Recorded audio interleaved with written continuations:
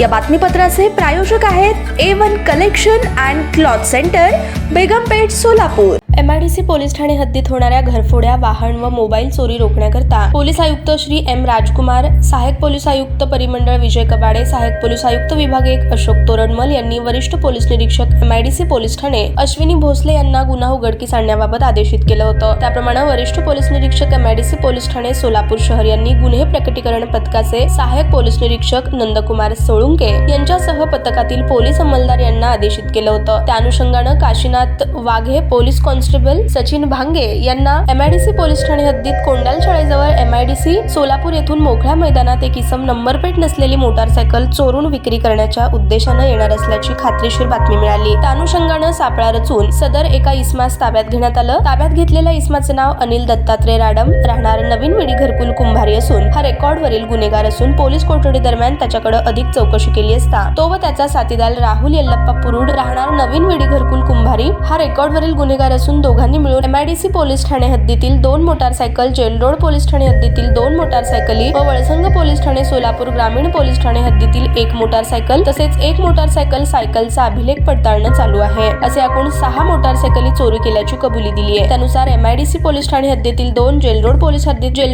ठाणे हद्दीतील 2, वळसंग पोलीस ठाणे हद्दीतील 1 व K32M5923 या मोटारसायकलीचा गुन्हा उघडकीस आला आहे। वरील नमूद आरोपीकडून एकूण 6 मोटारसायकली जप्त करून 5 गुन्हे उघडकीस आणण्यात आले असून 1,55,000 रुपये किमतीचा मुद्देमाल हस्तगत करण्यात आला आहे।